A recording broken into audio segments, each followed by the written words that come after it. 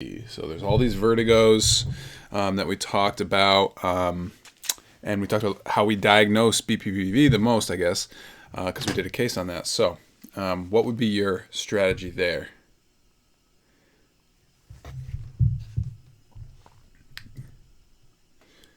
Good. Yes. Dix Hallpike, and I think I heard you say tilt test. Good. Yes. So, what does the tilt test tell you? What does that? What does that help you to find out about your patient?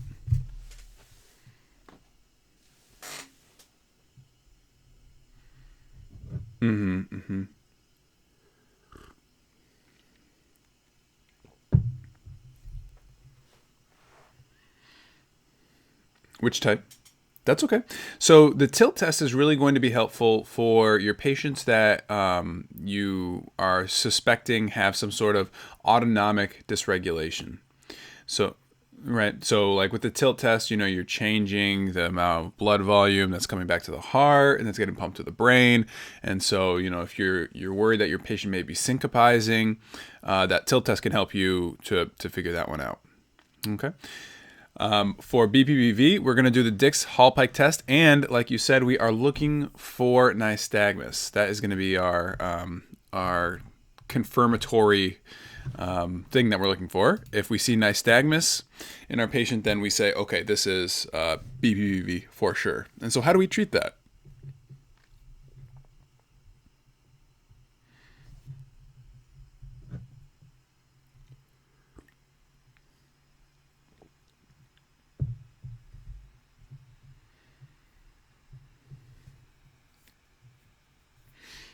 I'll walk you through it. So we have our patient, we think it's BPPV, so we do our Dix-Hallpike test, we lay them down, we twist their head, and then we see the nystagmus. Is there anything we can do from that point?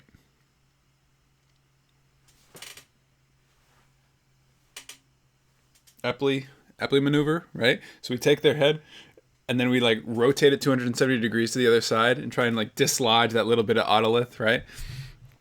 Kind of scary sounding, but hey, it works. It works like 80% of the time. So it's pretty good treatment. So really pretty straightforward. Just look for that that vertical nystagmus, and that's your diagnosis there. So great. So for Parkinson's disease, what medication can we give to treat Parkinson's?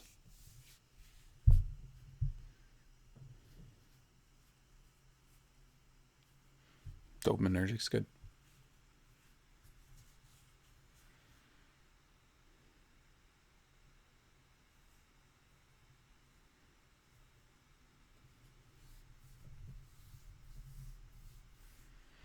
Yeah, okay. Yeah. I mean, well, just starting off with just dopa, right? We could just give L-dopa, carbidopa.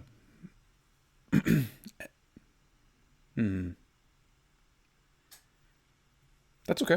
It's okay. It's early. It's early. We're getting back into it here. So yeah, L-dopa, carbidopa. You can give the COMT inhibitors to increase the amount of dopamine that's available in the brain. And then there's also anti-flu drug, amantadine, which if you're really pressed, if you don't see any answer choices that fit your picture, you can choose amantadine, but that's obviously not going to be one of your first line drugs. And then the big thing with Parkinson's is just this imbalance between the amount of dopamine that you have is way down, the amount of acetylcholine has gone way up, and so giving an acetylcholinesterase or something to block those acetylcholine production, the drug there is going to be your benztropine. That will kind of decrease the amount of acetylcholine to try and get the balance in check a little bit. And that will help with a lot of the physical symptoms that you see, the gait problems and things of that nature. Okay, great. And so the next is a medication that we can give to treat ALS. ALS is a progressive disorder. Our goal with ALS is just to keep our patients off a ventilator. And so there was one drug that we mentioned that has been shown to help in these patients.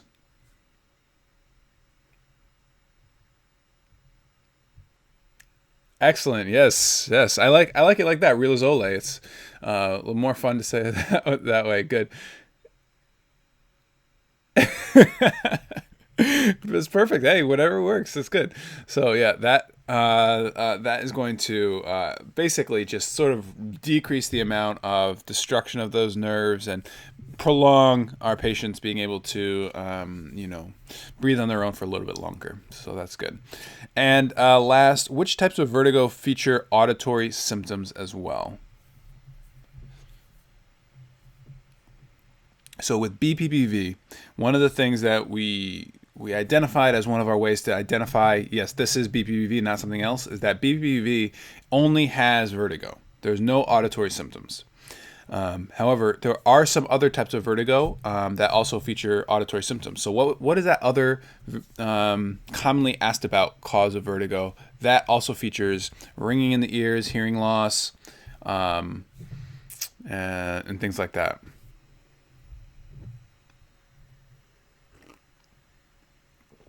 That's okay. This also has fullness feeling in the ear. It happens to go with the weather a little bit and barometric pressure. Lasts for days. This is going to be our Meniere's disease. So I'm just going to head back to our differential diagnosis. Meniere's disease, we have vertigo and auditory symptoms. Nausea, vomiting, because they're having these symptoms for days at a time. And the treatment there is low salt diet and diuretics. The syncope, you really don't see too many auditory symptoms there. You'd really have to have just that, oxygen loss in an auditory area. Vestibular migraine, here we do see no auditory signs, but you do see that nausea, vomiting, photophobia because it's a migraine rather than because it's, auditory signs. And then last, this labyrinthitis, vestibular neuritis, this is going to be vertigo and auditory symptoms. Okay. Yeah, so this is sort of that weird one that they throw in there, either as a distractor answer choice or as possibly, I guess, the actual answer to the question, but definitely not as common as some of these other forms. The most common is BPPV, followed by vestibular migraine, followed by Meniere's. Okay. Excellent. All right, so great. So we have another case here. If you'd like to read through this and tell me what you think. Oh, how is your vision, by the way? Did that right eye blurriness go away? Yeah? That's so strange. Okay. Well, I'm glad that went away, yeah.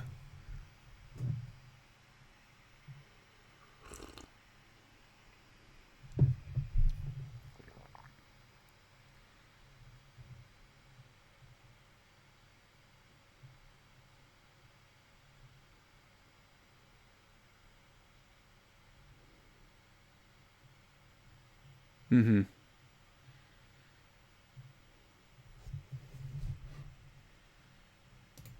Mm-hmm.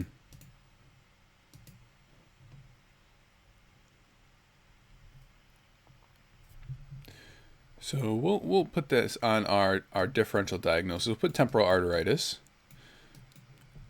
That's definitely the age group where we see temporal arteritis, having that extreme pain, blurred vision, that's sort of the a big problem with temporal arteritis is that your patients can go blind. And so that is definitely one of the symptoms.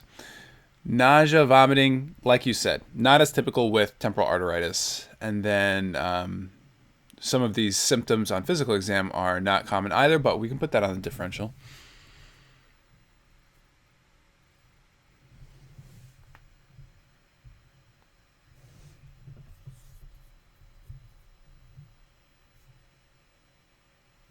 Mm-hmm. Mm-hmm. Mm-hmm. That's true, yeah. So we'll put some sort of ocular infection. Ocular infection. Okay.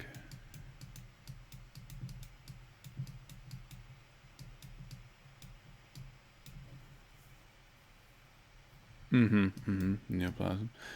And then one detail that I'd like you to help me with is on the physical exam. They said that uh, her eye's hard. What might cause someone's eye to feel hard, like very an increased pressure, right? So let's put that on our differential too. Increased IOP, interocular pressure increase. Okay. And so when we have a patient with a severe increase in intraocular pressure, what we call that is essentially glaucoma, right? So glaucoma is when you start to have nerve damage because of that increased intraocular pressure. So glaucoma, great. Okay, so these are sort of all of the things on our differential. We can kind of narrow it down from here. Going back to our temporal arteritis, what is one thing you look for on physical exam with temporal arteritis?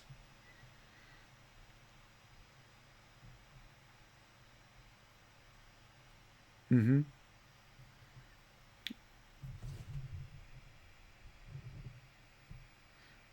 Yep, that's true too. Yep.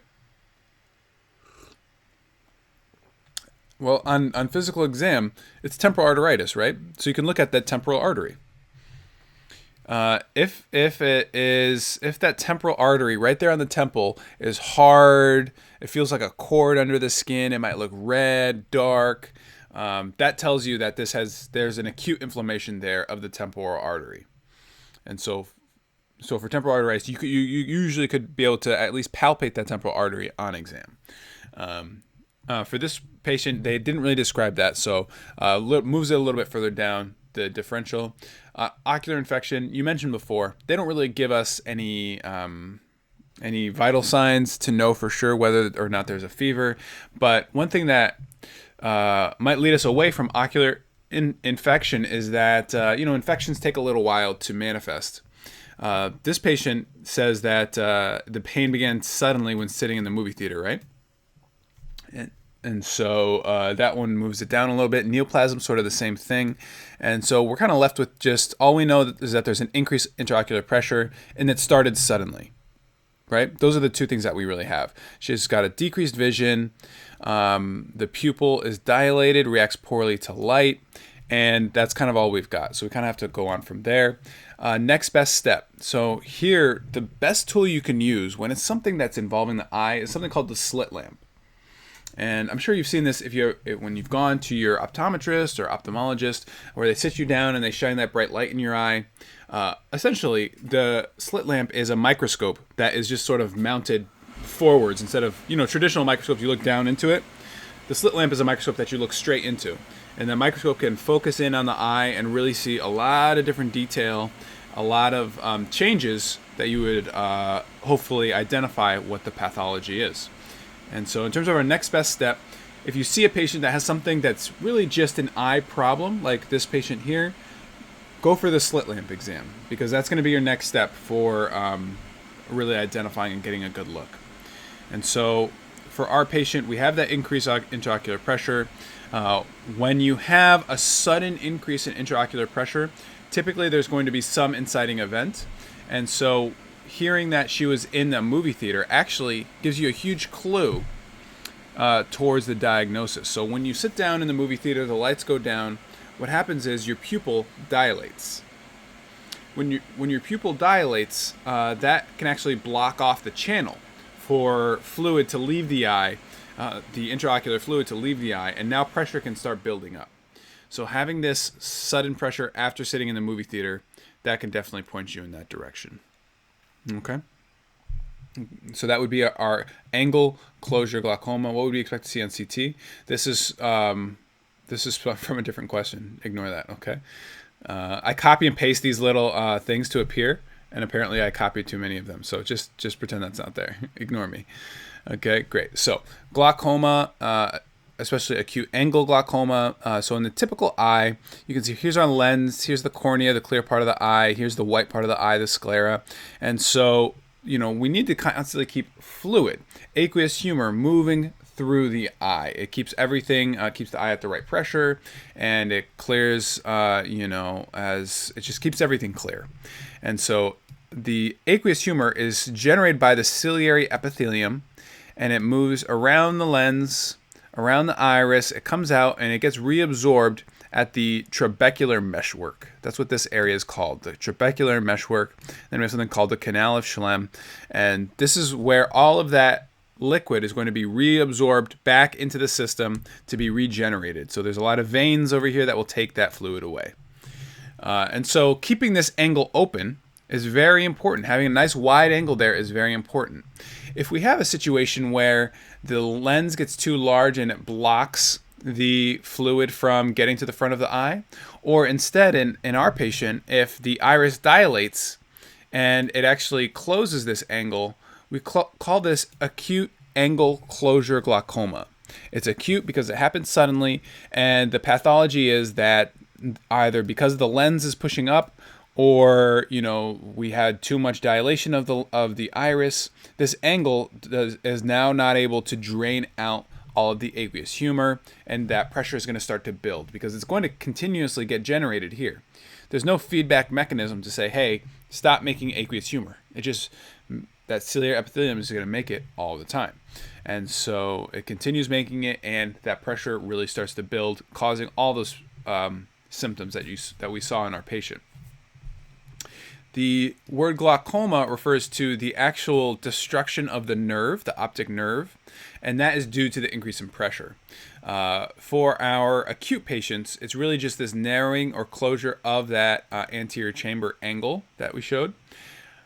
This prevents adequate drainage of aqueous humor from the eye, leads to increased intraocular pressure. This is actually a medical emergency. The blindness is imminent. We need to get that pressure down ASAP. And so we're going to talk about what are the medications available for us to get that pressure down. Risk factors for this is a family history of angle closure. Older individuals, females are more likely, Asians or Inuits, and then also pupillary dilation. We talked about prolonged time in the dark, stress, any kind of medication that dilates a pupil can increase your risk of acute angle closure. The most important thing I think for step 2 is going to be able to just identify what this is. And so these symptoms are pretty high yield in terms of diagnosing this particular condition. So look for halos around the lights. When patients are looking at lights, they feel like they can see a halo around it. They will report aching, pain in the eye or in the brow, headache, nausea, vomiting, eye redness, and then seeing that fixed dilated pupil. We're used to seeing fixed dilated pupils in patients that had, increased pressure in their brain causing an uncal herniation, right? But if you have a patient that's totally with it and is reporting a lot of pain, they didn't herniate their brain, right? This is actually due to something else. So seeing that fixed dilated pupil, a bright red eye, think about glaucoma. So your suspicions should be high. Gonioscopy is a special lens that you use with the slit lamp. Not everyone walks around with a gonioscope, though. So really just looking for that slit lamp in the emergency department and getting a view of that front of the eye and seeing if it looks like the angle is narrow, you can estimate it. Okay. And then you can also measure the intraocular pressure using the slit lamp. The slit lamp is a very useful tool. You can use it to look at the eye, and you can also use it to measure the intraocular pressure. And that involves just, I'm sure you've seen this in the doctor's office or the ophthalmologist's office.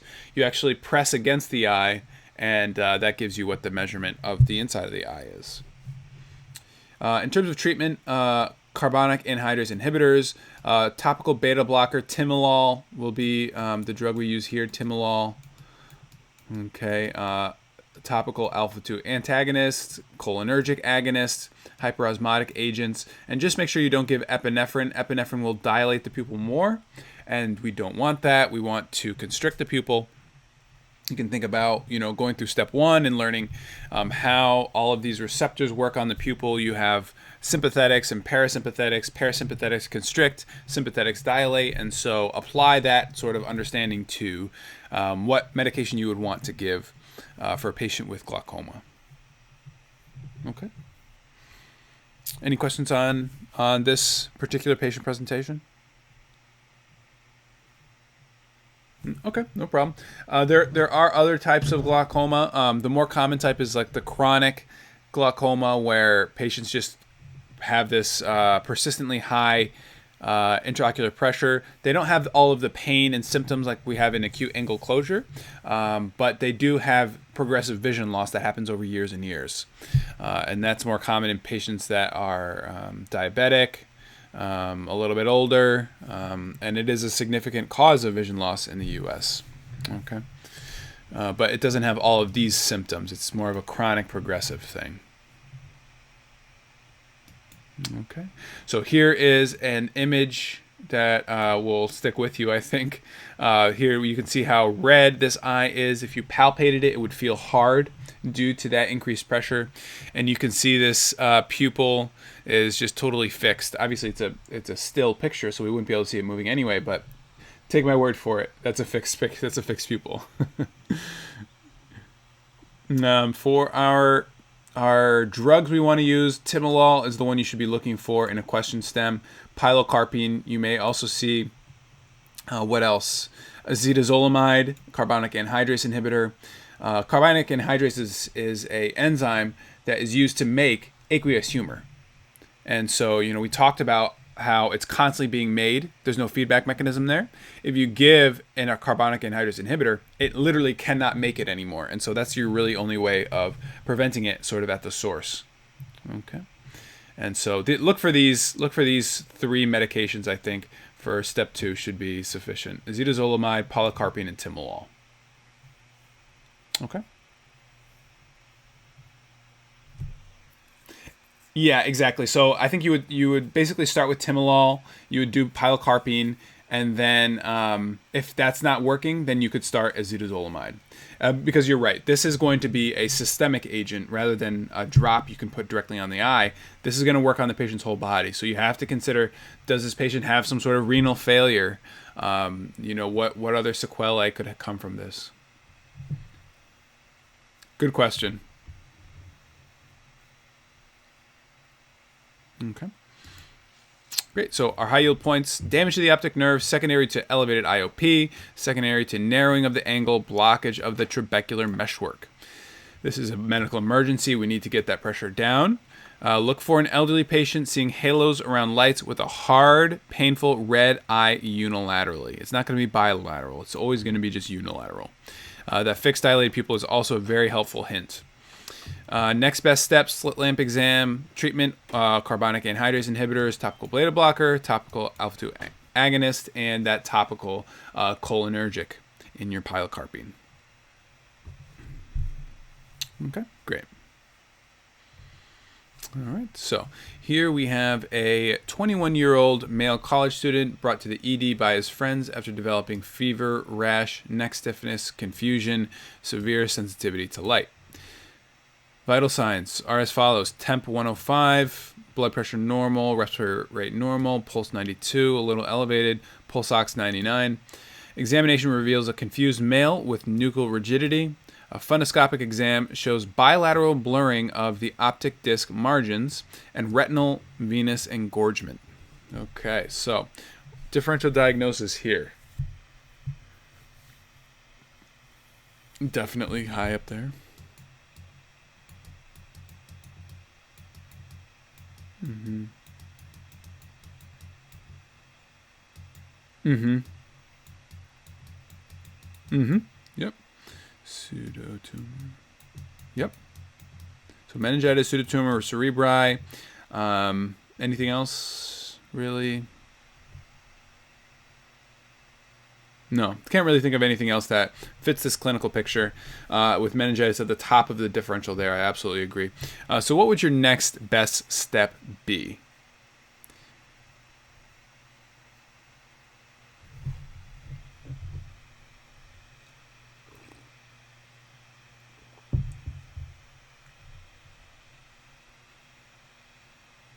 Good. Excellent. Mm-hmm.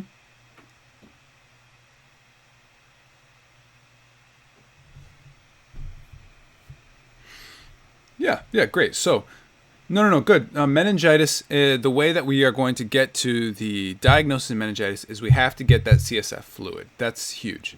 For pseudotumor cerebri, the reason that we're thinking pseudotumor cerebri is because of this blurring of the optic disc margins. What do we call this? This is some sort of optic disc edema, right? And this is due to increased intracranial pressure. So whenever you see this blurring of the optic disc margins, you know there's increased intracranial pressure. Now, thinking about a patient with increased intracranial pressure, we know that whether it's meningitis or pseudotumor, both of those have increased intracranial pressure. What is the danger of doing an LP? if you know that there's increased intracranial pressure.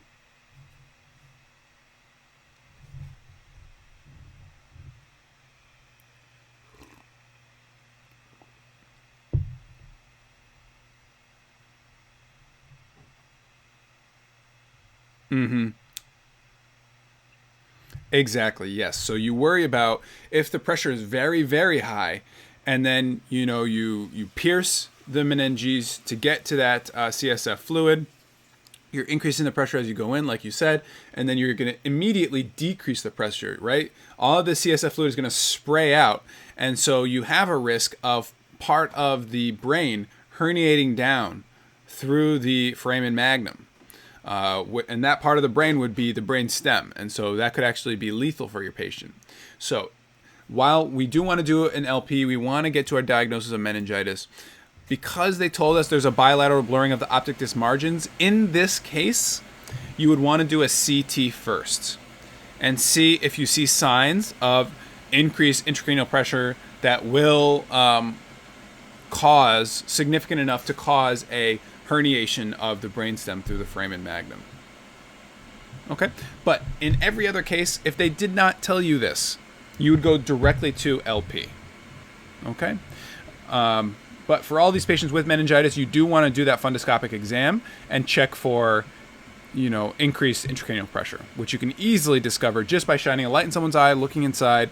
I mean, it's not that easy to do the fundoscopic exam, to be honest, but it's not terribly hard either. So have a look inside the eye, see if you see a sign of increased intracranial pressure. If it's not there, do the LP. If it is there, do a CT first. Okay, so we do the CT. After examination, the risk of herniation is deemed to be low, so we perform the LP. LP reveals, or CSF analysis, I should say, reveals cloudy fluid and the following results: protein of 75, post 23. The white blood cells 678, neutrophils 98%, few red blood cells, no bacteria visualized, however. So, what are we thinking? What are we thinking for a diagnosis with this particular picture?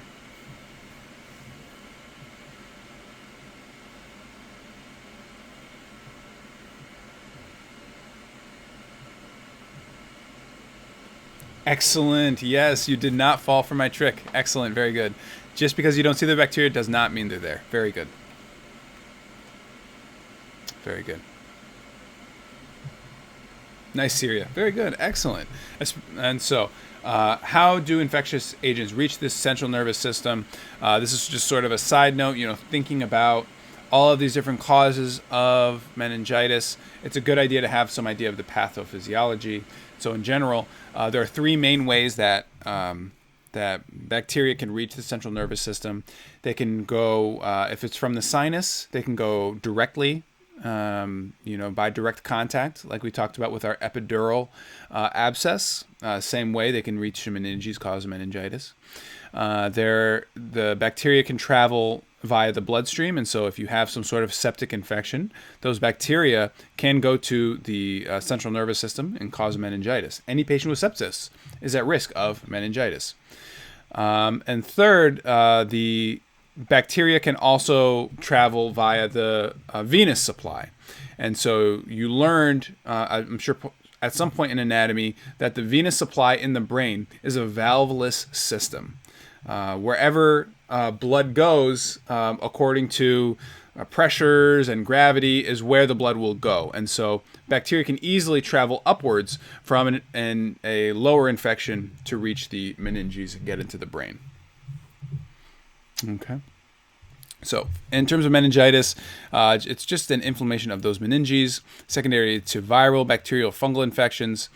You can also have something called aseptic meningitis, where you do the LP, you do your CSF analysis, and you don't see any infectious agents at all.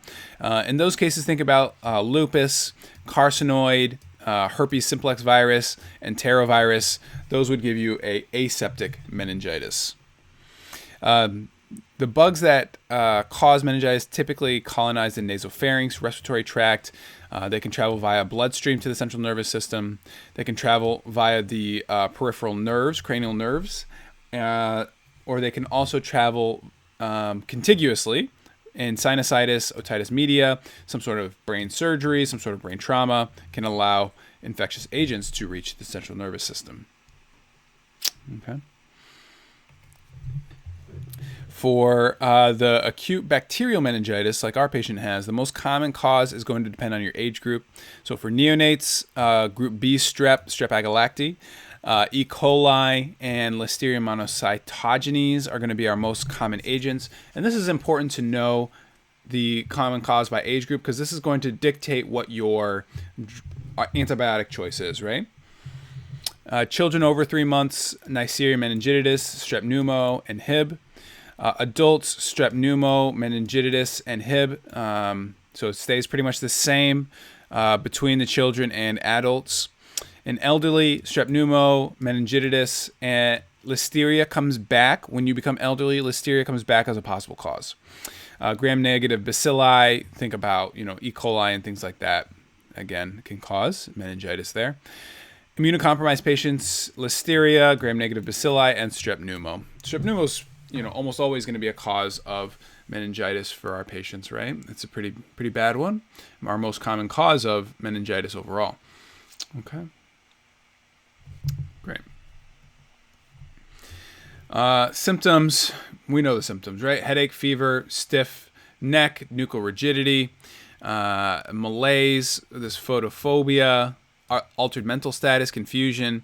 If you see a rash, that really points you in the direction of your diagnosis as well. Seeing a maculopapular rash, petechiae purpura, that's Neisseria all day, right? That's a very slam dunk diagnosis. If you see the meningitis with petechiae, you can pretty confidently say that it's Neisseria. If you see vesicles, you want to think more varicella, related to chickenpox or shingles, or herpes simplex virus possibly as well. If you see increased intracranial pressure, you look for papilledema and seizures. As that pressure starts to get really high, the seizures can start to manifest. And here, our patient, we just saw that papilledema, and we were okay to do the LP. Kernig's sign, present in approximately half of patients with bacterial meningitis. Brudzinski's present in about half of patients again. So they're not totally sensitive for meningitis, but they are helpful in getting your diagnosis. The most sensitive and specific sign is something called the jolt test.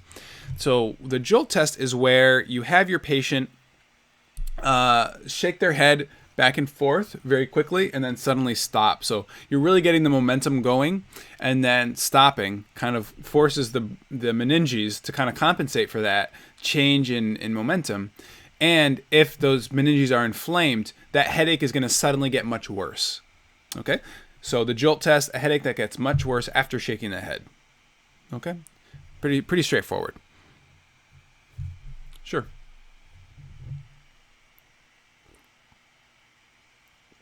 Mm-hmm.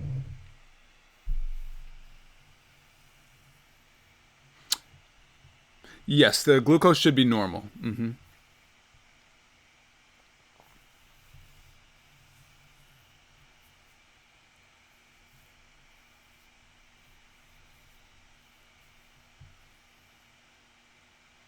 Mm-hmm. Mm-hmm.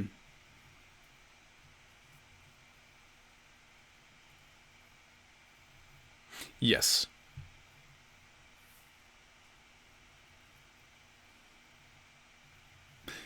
Mm-hmm. Yeah. Yeah. So much more common in patients with HIV. Yes.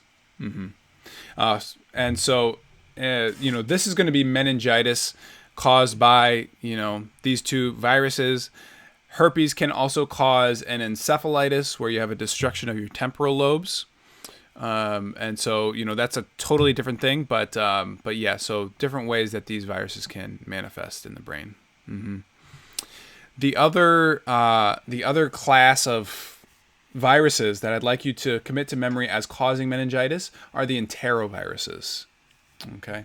And that's part of the Picornaviridae family, and they also cause meningitis. I think at probably a higher rate than varicella or HSV. Enterovirus are more common. They more commonly cause meningitis than other forms of viruses. Okay. Children, adults, they can both be affected. Mm-hmm. All, yeah. Mm-hmm. Yep. Good. So here's our next question. Why do patients with meningitis report headaches and a stiff neck?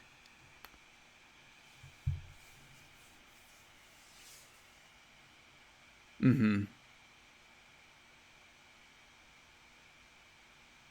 Mm-hmm.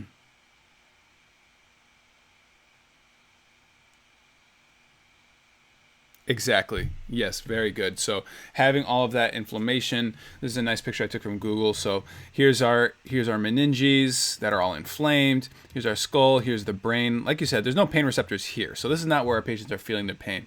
Patients are feeling the pain in the meninges themselves, getting stretched out, getting really inflamed, and whenever you move your neck down, that stretches those meninges. And so if they're irritated, you're really going to feel that. Okay, excellent. Very good. So in terms of diagnosis, we need to get that CSF analysis. As long as there's no signs of increased intracranial pressure, you may go ahead and tap your patient. For bacterial, look for white blood cells, especially neutrophils. And you were awesomely right to suspect bacteria, even though we didn't see it on the CSF analysis. You're 100% right that was a bacterial meningitis. Look for that decrease in glucose and an increase in protein. Aseptic meningitis, look for increased white blood cells with more of a leukocyte type picture rather than neutrophils. Normal glucose, elevated protein. For tuberculosis, look for increased white blood cells, but those white blood cells should be leukocytes. Leukocytes are responsible for fighting off tuberculosis, and so that's what we look for. Decreased glucose, increased protein. Otherwise, it's pretty much the same as bacterial. So, really analyze. Keep that in the back of your mind. Especially if you see tuberculosis as an answer choice, go back to the question stem and see if they mention leukocytes as being the predominant cell type in that CSF analysis. Okay, because that can kind of be a tricky way for them to test you. CT scan, we're going to look for signs of intracranial pressure, space-occupying lesions. And whenever you have meningitis, go ahead and obtain blood cultures as well. We want to know if the source of this meningitis is sepsis. Right? Yeah. Great. So as soon as we complete our LP, we're going to start antibiotics. This is just the classic idea of you need to get your sample first before you start antibiotics. Empiric antibiotics should be started depending on the most likely organism. Patients over the age of 65 need to get that pneumococcal vaccine, right? PPSV 23, given at least 1 year after PCV 13 in adults greater than 65. If it's Neisseria meningitis, you're going to give that rifampin prophylaxis to any close contacts. Okay, great. So our empiric treatment, depending on the most likely organism, this is why we mentioned, what is the most likely organism by age group. If it's an infant, you're going to do this cefoxitim, one of those third-generation cephalosporins that can cross the central nervous system, blood-brain barrier. Ampicillin to cover listeria, and vancomycin covers pretty much everything else. Okay. 3 months to 50 years, a nice big age group there. That's Neisseria meningitis, strep pneumo, and Hib. Here we can give ceftriaxone or cefoxitim and vancomycin. Those two are good to go. You may see, when you're in the hospital that they also give ampicillin to cover listeria, but it's really, by the books, it's unnecessary to give ampicillin. Here you would just look for that third generation cephalosporin and vancomycin. That will really cover all the most likely organisms. And so if you're answering this question on step 2 and they give you a patient who's 45 with meningitis, 45, meningitis, and then they give you answer choices where it's like A, B, C, D. I want you to pick B. Don't include ampicillin there because they may be trying to get after, do you understand what the most likely organism is? Do you understand, antibiotic stewardship and not giving too many antibiotics when we don't need to? Okay. Great. So 50 years, we add listeria back, and so we're going to add ampicillin back. And anyone with HIV, impaired cellular immunity, we're going to add ampicillin back as well. And then we also need to cover for Pseudomonas aeruginosa. And so ceftazidime is our 4th generation cephalosporin. It should cover everything that the third does plus a Pseudomonas. Okay, except tazidime is one of those newer generation cephalosporins. Okay, and so this I think is a very helpful chart in terms of when you get questions, they may cover this stuff. Okay, any questions? No? Okay, good. I'll send you this PDF after we finish today. Okay, great. And so, if you want to read through this one and tell me what you think is going on.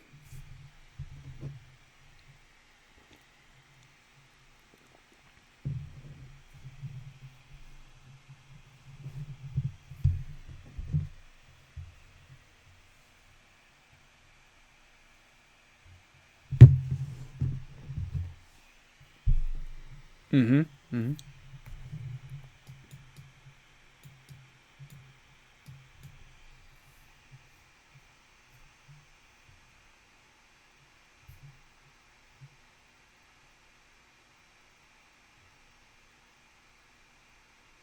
Mm-hmm.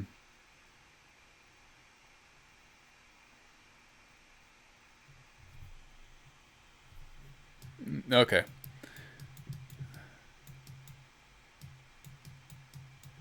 Yeah. It's pretty strong evidence for MS, right? It's kind of hard to think of other things when you already have your diagnosis, but so great. So what would your workup include? You thinking MS? What sort of testing would you like to do? Lab work, imaging?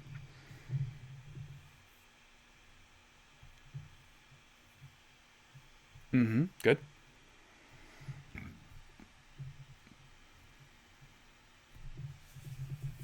Mm-hmm. Good. Good. Excellent.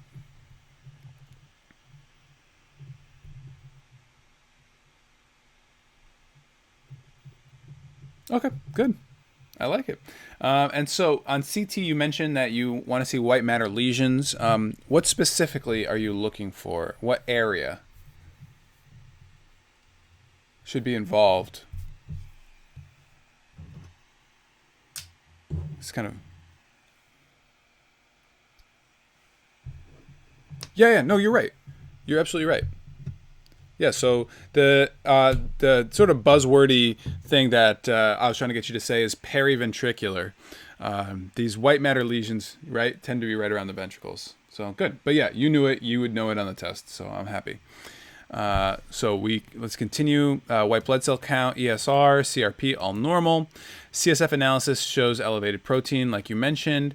Oligoclonal bands, immunoglobulin G, IgG.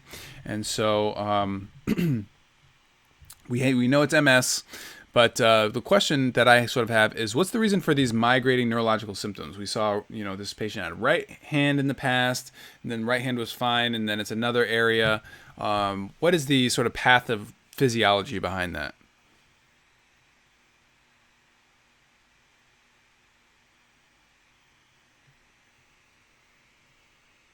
Mm-hmm, mm-hmm.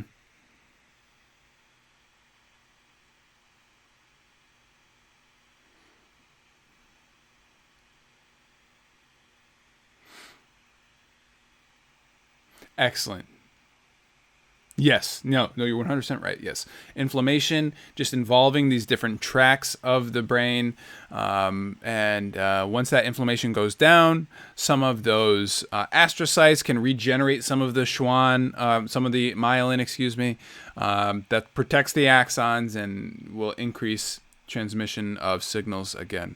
Great. So multiple sclerosis, autoimmune disorder, going to be T-cell mediated, leading to demyelination, neurodegeneration, multifocal lesions of demyelination, periventricular, sort of that buzzword that we look for in the question stem, or even in an image like this, you can really see it's just right around the ventricles throughout. And you can see a little bit in the optic or the visual cortex as well. Commonly involved tracts are pyramidal and cerebellar tracts, medial longitudinal fasciculus, optic nerve, posterior column, and depending on which of these pathways are involved will give you the different symptoms. Some of those symptoms include limb weakness, optic neuritis, paresthesias. If it's involving, for example, the medial longitudinal fasciculus, this is going to be our fine touch, our proprioception. If you have inflammation there, look for paresthesia. Diplopia, vertigo, nystagmus, gait unsteadiness, urinary retention, sexual and bowel dysfunction. Patients also tend to present with depression is an interesting thing. It's not just these neurological signs. You can also see some global just changes in mood and ultimately leading to depression. There's this sign called Lermit's sign or Lermit's sign. I'm not really sure how it's pronounced, but what it is it's a sharp pain traveling up and down the neck or back with flexion. So it almost looks like your Koenig's sign, where when you try and flex the neck, the patients have that pain. But here, you should really look for this description of a pain traveling down the neck or up the neck, rather than just the entire patient resisting flexion at all. Here, it's just pain when that neck is flexed. Okay, that's our Lermit.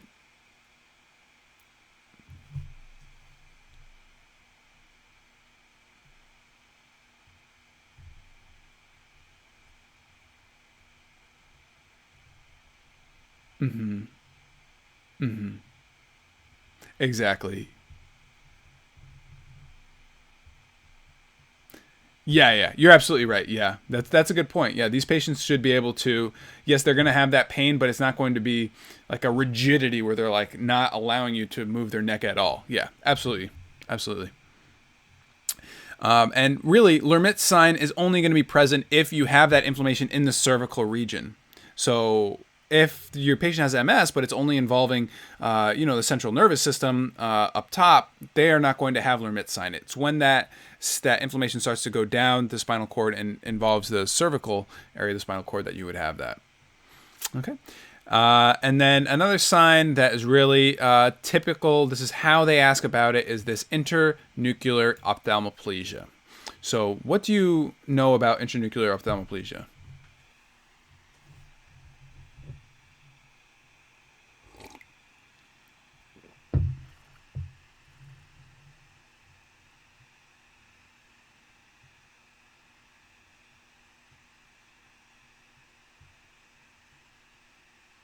Exactly. Very good. Very good. Yes. So internuclear ophthalmoplegia, when we have our patient look side to side, when they look on one side, they can totally abduct one eye and adduct the other eye. And then when they look on the other side, one eye will abduct and then the other one will not adduct, adduct.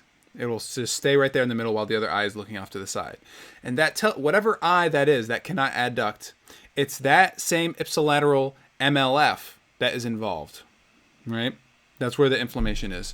And so here we have a nice image showing that. And so you can see that we have the nuclei of cranial nerve number 6 here, and then cranial nerve number 3. Number 6 is our abducens nerve. It's going to be responsible for pulling the eye outside of midline. And the cranial nerve number 3 is responsible for our medial rectus, which adducts our eye. And so if we see a destruction or an inflammation of the MLF, that's this nerve that's traveling in between the nuclei.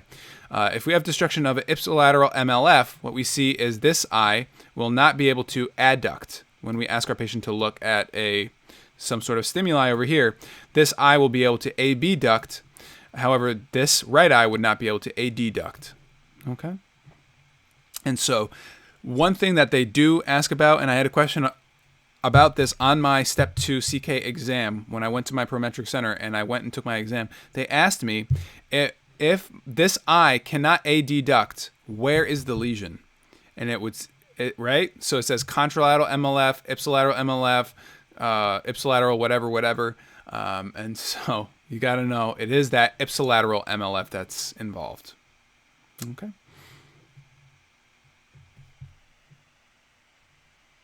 Mm-hmm.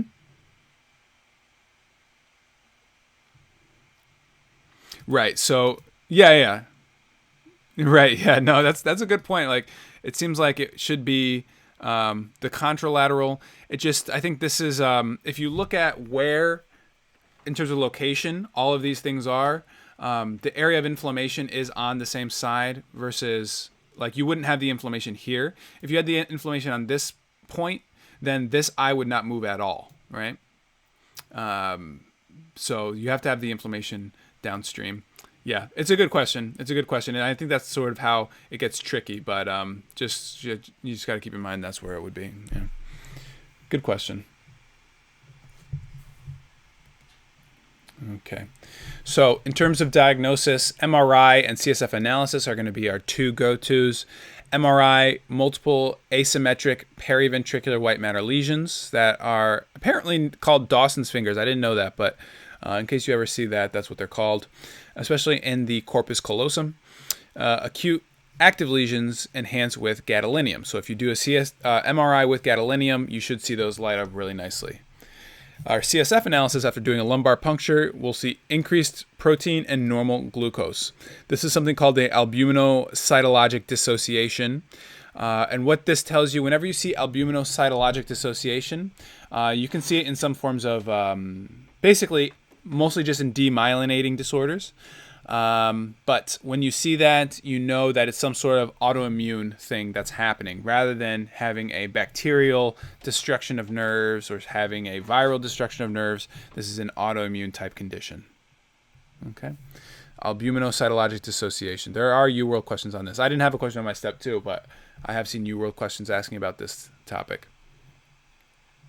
All right. So treatment here, corticosteroids for acute exacerbation. So the immunomodulators, interferon B, which is in the form of something called Avonex or Rebif. There's interferon B in the form of betaseron and copolymer 1 called Copaxone. And so these might be helpful to know on your exam, something you probably just have to make flashcards to memorize. But one way that is helpful to memorize it is that the letters go A, B, C. So it's like the ABCs of MS, Avonex, betaseron, and Copaxone. Metoxantrone for relapse and remitting or progressive MS. And also cyclophosphamide, IVIG, plasmapheresis. These are going to be the things that you, these are things we learned for step 1 that we should be comfortable with. Symptomatic therapy is going to be important for these patients. So for patients that have spastic muscle contractions, baclofen. If they're having urinary retention, you can do cholinergics, urinary incontinence, obviously anticholinergics. And if they're having paresthesias that are becoming painful, think about carbamazepine, any of your TCAs like amitriptyline. Those can definitely be helpful in treating that. And SSRIs for your clinical depression. Okay, any questions? No? Okay, great. Great, and so we have another case here. Here we have an 18-year-old woman who presents to the emergency department complaining of leg weakness. 1 week ago, the patient was ill with fever, nausea, diarrhea, but these symptoms resolved 2 days prior to admission. The patient first noticed something was wrong upon waking this morning when she nearly fell over getting out of bed. She says she cannot walk without support and that as the day progressed, her arms have also begun to feel weak. She has also had developing pain in the lower back and legs, as well as a bothersome tingling sensation in the feet. On presentation, the patient is a well-nourished teenager who appears nervous. Cranial nerve examination demonstrates mild facial diplegia and dysarthria. 3 out of 5 strength in the lower extremities bilaterally, 4 out of strength in the upper. DTRs are absent throughout. Brachial, posterior tibial, dorsalis pedis pulses are 2+ bilaterally. And so for our differential diagnosis here, what would you like to consider? Okay, I like it, GBS.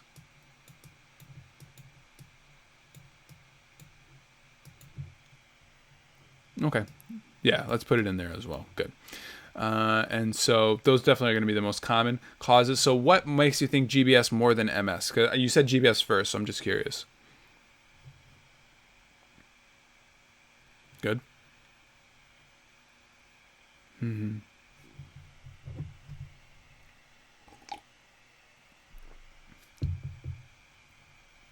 Exactly. Excellent. So those really are the two things that you got to know for GBS. So that ascending paralysis and that history of an infection is often there as well. Very good. Very good. And so for your workup, what would you If you want to confirm it's GBS, you have a strong suspicion, what sort of testing would you like to do?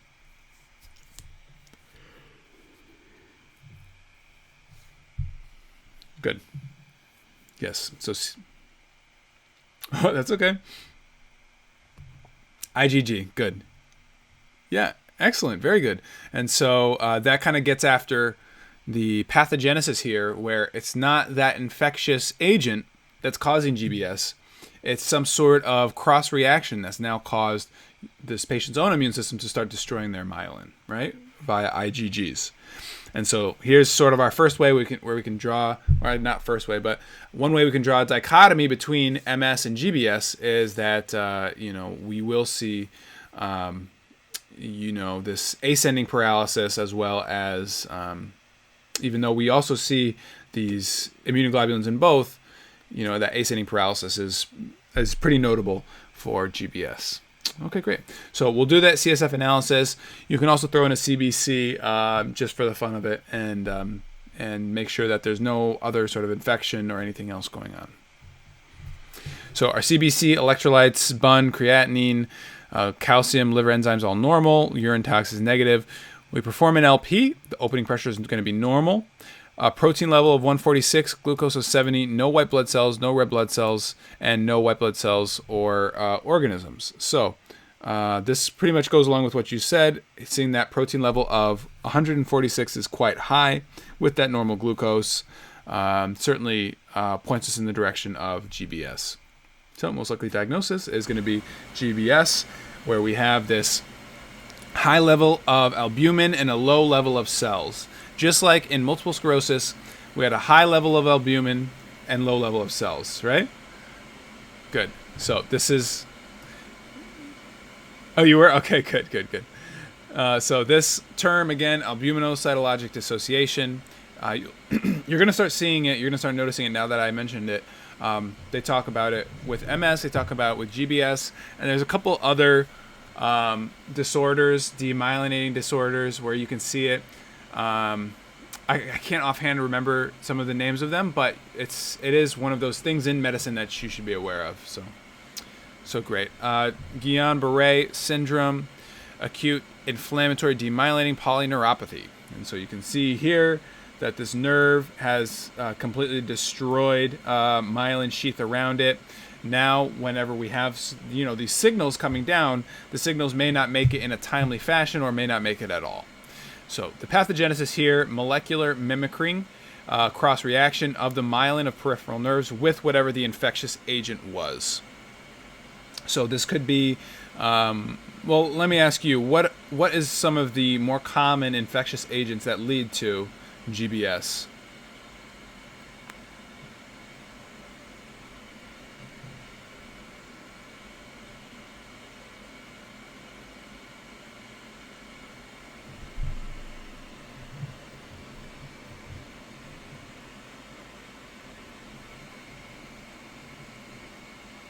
Excellent. Yes. Campylobacter is going to be the most common cause. That's the one I want you to know. And so great. So some sort of cross-reaction between that Campylobacter protein and our own myelin causes our body to go haywire. Look for that ascending paralysis. It's going to start in the lower extremities, spread proximally, upper extremities, and then in severe cases involve respiratory and bulbar muscles. How do we know if it is involving bulbar muscles? What would be a sign of that?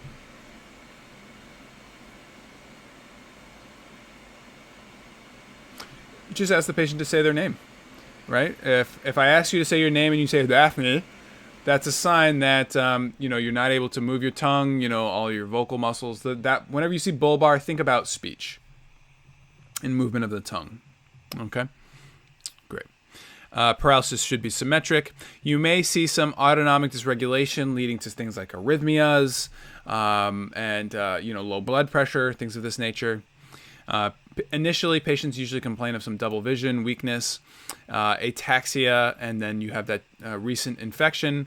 Commonly, again, Campylobacter, Mycoplasma pneumoniae, surprisingly, can be associated. Epstein-Barr virus and Zika virus, if your patient has some history of travel to the Caribbean. I know on the island that I was on for medical school, Zika virus was really big. There was a lot of worry about that. but I never got GBS, so I guess I'm okay. Diagnosis, LP.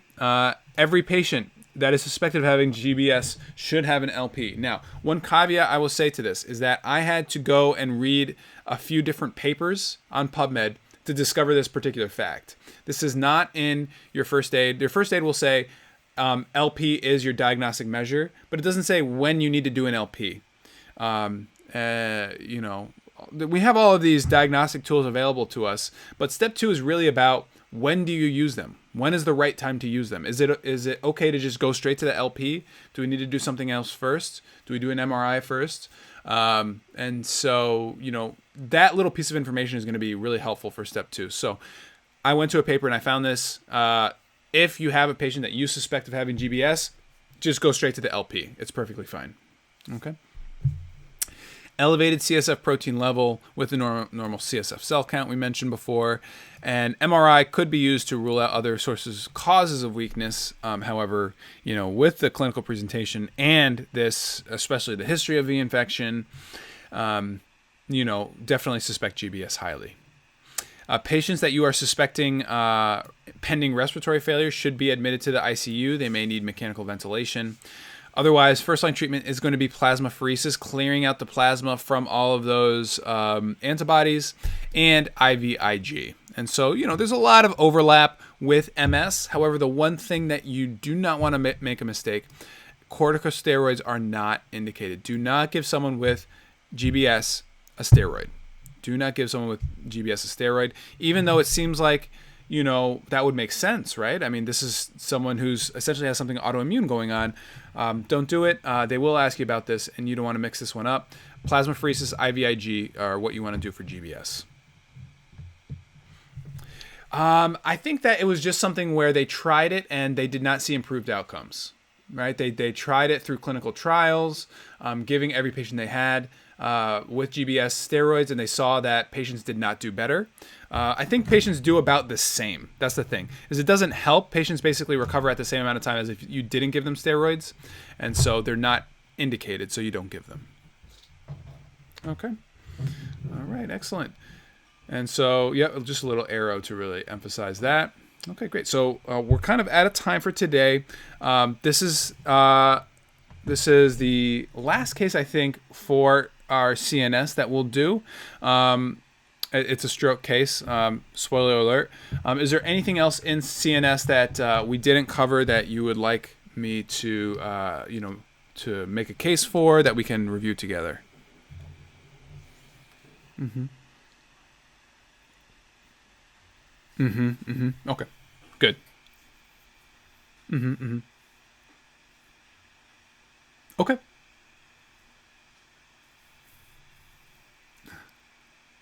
Mm-hmm. That's okay. That's okay. No, I'm interested in ophthalmology actually, so I'd be happy to do that. So are you interested in just sort of like a quick review of eye pathology, or like what do you mean by examination of the eye? Like what, the anatomy?